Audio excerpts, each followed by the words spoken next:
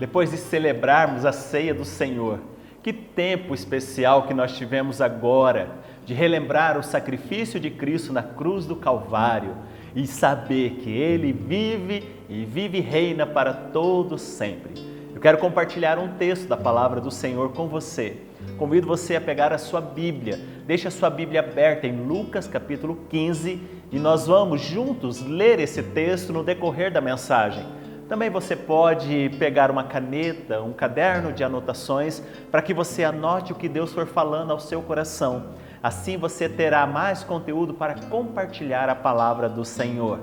Queridos, esse texto de Lucas de 1 a 15, nessas três parábolas, o Senhor nos ensina muito e nós já sabemos que o Senhor, através de comparação, Ele comunicou verdades e mistérios do reino de Deus de uma forma simples. Jesus, nesses textos, está acolhendo os pecadores, os publicanos, e ele percebe a murmuração daqueles que eram os religiosos da época, que eram os fariseus e os escribas. Eles estavam murmurando, eles estavam reclamando do que o Senhor estava ensinando naquele momento. Então Jesus conta três parábolas. Do verso 3 em diante, nós vemos a parábola da ovelha perdida. Do verso 8 em diante, nós vemos a parábola da dracma perdida, da moeda perdida. Já no verso 11, nós vemos a parábola do filho pródigo, tão conhecida, parábola de um filho que abandonou a sua casa. E nós vamos ver os ensinos de Jesus nesses três contextos e perceber o quanto que muitas vezes aqueles que já estão dentro não percebem a importância daqueles que estão fora, mas que Jesus morreu por eles também.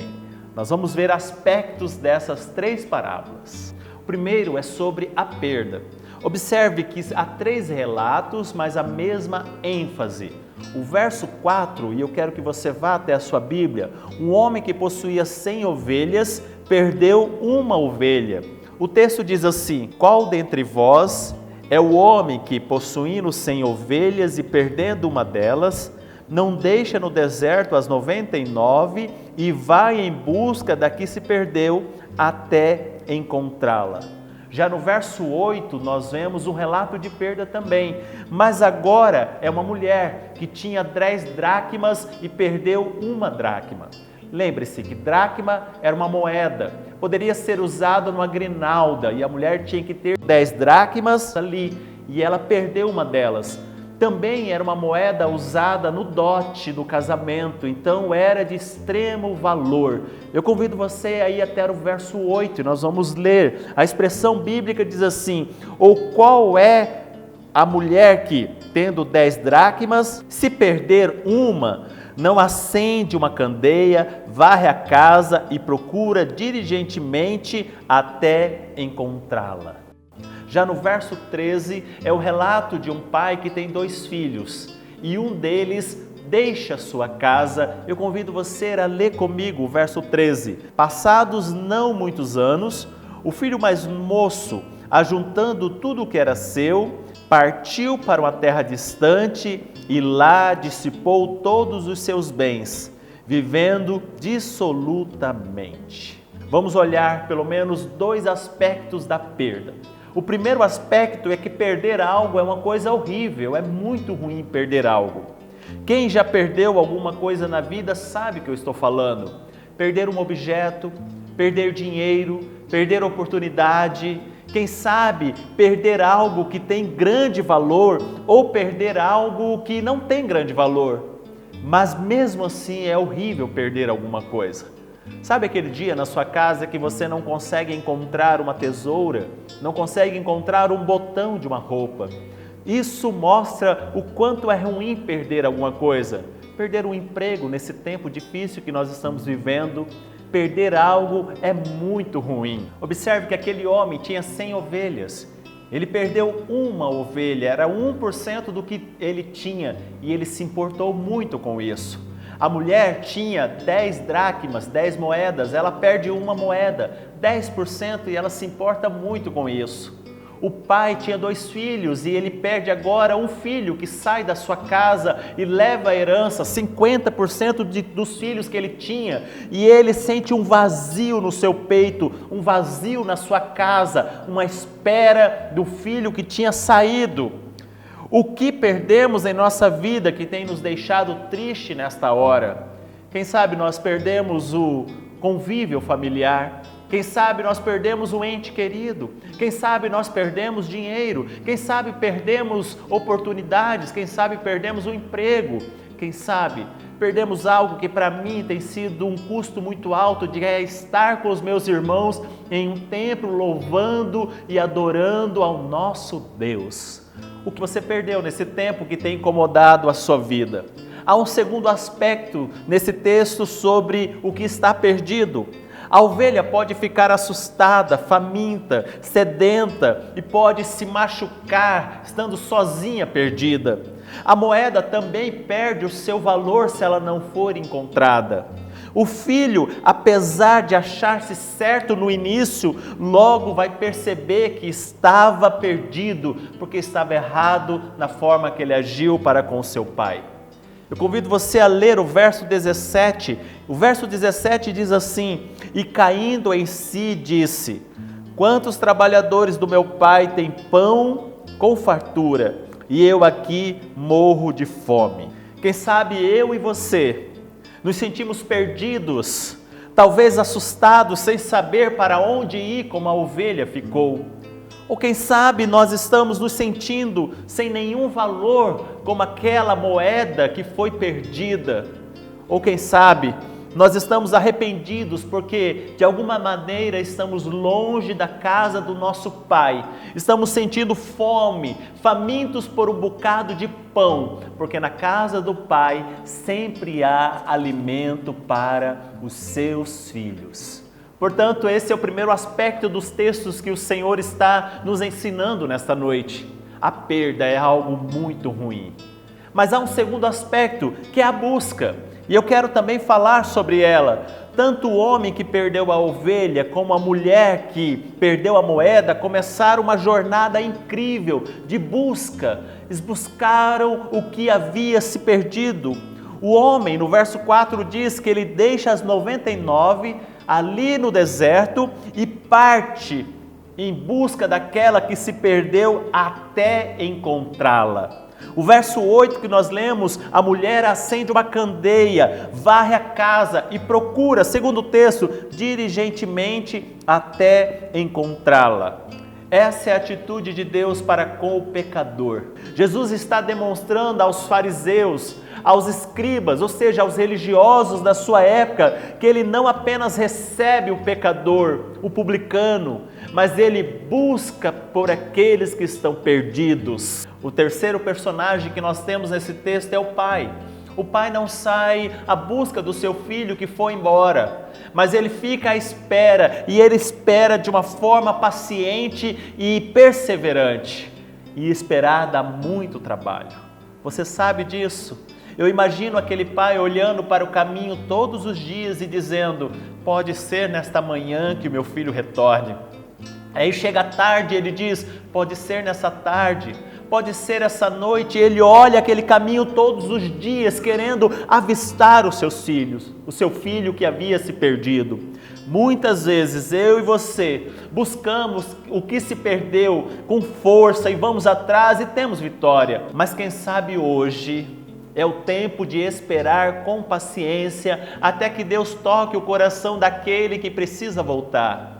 É esperar com paciência até que Deus ilumine a vida e a mente de um cientista e ele encontre uma vacina para algo que nós estamos esperando tanto.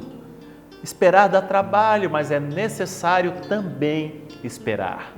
Agora eu convido você a ler o verso 1 e 2 deste capítulo 15 de Lucas. Observe o que diz o texto.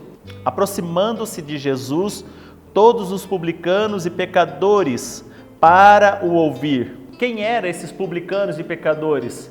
Eles eram judeus que conheciam o Pai, circuncidados, mas que se afastaram das ordenanças da sinagoga. Eles se afastaram do plano ideal de Deus, mas eram pessoas que conheciam Deus, conheciam a casa de Deus, conheciam a casa do seu Pai, mas resolveram ficar distante.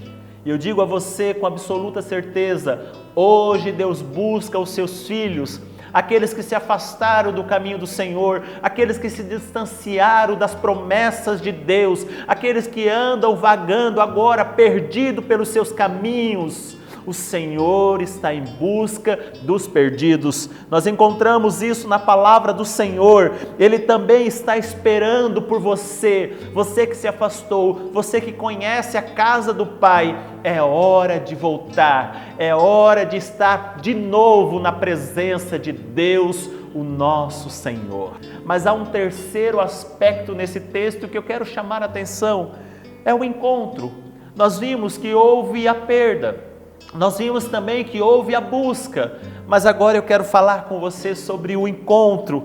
Que momento lindo, que momento especial. O homem toma a sua ovelha, coloca nos seus ombros, cheio de júbilo, reúne os amigos e celebra por ter encontrado a ovelha que se perdeu. A festa, porque ele encontrou a sua ovelha. Da mesma forma, o texto diz que a mulher reúne suas amigas, vizinhas, para celebrar, porque ela encontrou a moeda que estava perdida. No verso 20 diz que o pai, ao avistar o seu filho, tem compaixão dele, corre em direção a ele, abraça-o e beija-o. O texto diz assim: e levantando-se, foi para o seu pai. Vinha ele ainda longe, quando seu pai o avistou, e compadecido dele, correu, o abraçou e o beijou. O pai também faz uma grande festa, porque o seu filho retornou. O pai então agora, o texto diz que dá as melhores roupas, põe um anel no seu dedo, sandálias novas nos seus pés, manda matar o novilho e faz uma grande celebração, porque o seu filho voltou. Estava morto e reviveu, estava perdido e foi achado. A ênfase é para a festa que há no céu, quando um pecador retorna para a casa do Pai. Me chama a atenção nesse texto também que há uma crescente comemoração. Observe comigo e preste bastante atenção nesses versos. Para a ovelha que foi encontrada, verso 7, diz que houve júbilo no céu. Para a moeda que foi achada, Jesus diz que houve júbilo diante dos anjos de Deus, verso 10. Olha o verso 10 e veja isso. E por último, a maior vitória representada pela salvação do próprio Filho. Veja o verso 22 e 24, diz assim: o júbilo do próprio Deus. Percebe que o primeiro júbilo nos céus, o segundo júbilo diante dos anjos, mas o terceiro júbilo do próprio Deus, representado aqui pela figura do Pai. Há uma festa preparada para todos que estão perdidos no seu retorno. Se você se perdeu por algum momento da sua vida, se você está distante da casa do Pai, ou se você se sente desvalorizado, como era o caso da moeda, se você está assustado por as situações da vida, saiba que há uma festa preparada exclusivamente para o seu retorno, quando você volta para a casa do nosso Deus. Nós estamos concluindo as 3 histórias. Mas eu não posso terminar sem falar algo muito importante que também há nesse texto. A história do filho que não saiu de casa. É um outro personagem que nós precisamos tratar aqui nesse texto. O filho mais velho fica em casa e o texto diz que ele obedece o pai, como se achava o fariseu, o escriba, que eram religiosos e achavam que faziam tudo certo. Quando soube da festa que o seu pai estava promovendo para o retorno do seu filho, o texto no verso 28, observe, diz assim: indignou e não queria entrar. A última parte da parábola é toda para ele, mostrando como ele reagiu. No dia da festa, a festa mais importante para o seu pai, porque o seu filho estava retornando, ele não quis entrar. Sabem por quê? Porque ele amava as coisas do pai, mas ele não amava o pai. Ele amava as coisas do pai, mas ele não amava a alegria do pai. O filho mais velho, ele tenta conseguir os benefícios, riqueza, dinheiro, reconhecimento do seu pai, ficando na sua casa, sendo bom filho, cooperando, sendo obediente. Veja o verso 29, o que diz: nunca te desobedeci. Ele tentava controlar a vida do seu pai, ao invés de deixar o pai, ou seja, Deus para nós, controlar a sua vida. Ele queria estar no controle das coisas, tornando-se muito bom. Sabe aquelas pessoas que são muito boas, pessoas que dizem: olha, Deus tem que me abençoar porque eu faço isso e faço aquilo. Ele deve responder as minhas orações porque eu sou pessoa de oração. Olha, Ele tem que me levar para o céu porque eu tenho feito as coisas. O final da parábola é chocante demais. Ambos estão distantes do pai. Tanto o filho que pegou a sua herança e saiu, mas também aquele que ficou obedecendo, cumprindo as regras, mas não amava o pai verdadeiramente, porque se ele amasse, ele estaria feliz com a alegria do seu pai. Mas ele cumpre tudo o que tinha que ser cumprido por uma regra estabelecida. E ele queria os benefícios por isso. Ele estava perdido também, apesar da sua bondade. E eu digo mais, ele estava perdido por causa da sua bondade, porque ele tornou a sua bondade como Deus da sua vida e colocou ela no lugar do Pai. Se estamos perdidos hoje, nós precisamos retornar, nós precisamos ser achados. Com qual filho nós nos identificamos? Com aquele que saiu de casa ou com aquele que ficou em casa? Mas ambos estavam perdidos e precisavam retornar para o Pai. Lucas, capítulo 19, o verso 10 diz: porque o Filho do Homem veio para buscar e salvar o perdido. O Senhor está em busca daqueles que se perderam. O Senhor está em busca da ovelha que ficou perdida. O Senhor está em busca daqueles que se sentem sem valor, mas ao encontrar o Senhor, saberão que há uma festa por causa dele e saberão que tem valor no Senhor. Que Deus possa te abençoar poderosamente, que esta palavra possa ter tocado o seu coração. Saiba que houve uma perda, houve uma busca e também houve uma grande festa no encontro, tanto da ovelha quanto da moeda e no retorno do filho à casa do Pai. Se você está distante dos caminhos do Senhor, hoje é o dia de retornar. Hoje é o dia de voltar para a casa do Pai. Onde você está, você pode orar, pedindo perdão ao Senhor pelos seus pecados e dizendo: Pai, eu estou de volta. Saiba que Deus irá te abraçar, te beijar, como está fazendo neste momento. Sinta o toque do Senhor, o toque que muda toda a estrutura da nossa mente e das nossas emoções. E eu quero orar neste momento junto com você. Faça a sua oração de retorno à casa do Pai. Faça a sua oração de entrega ao Senhor. Bendito Deus e Pai, Deus de nossas vidas. Pai, nós às vezes nos sentimos perdidos, Pai. Às vezes nos sentimos sem valor. Às vezes estamos assustados pelas situações que temos vivido. Mas em nome de Jesus, pela Tua graça, nós queremos retornar à casa onde há conforto, onde há consolo, onde há alimento para a nossa alma.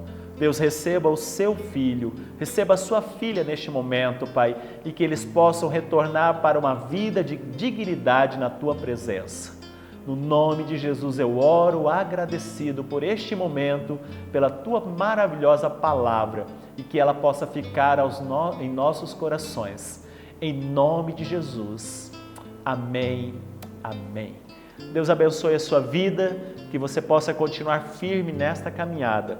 Não desista, não desanime, não olhe para trás. A palavra do Senhor diz que nós somos aqueles que não retrocedem, mas nós avançamos para a salvação de nossa alma.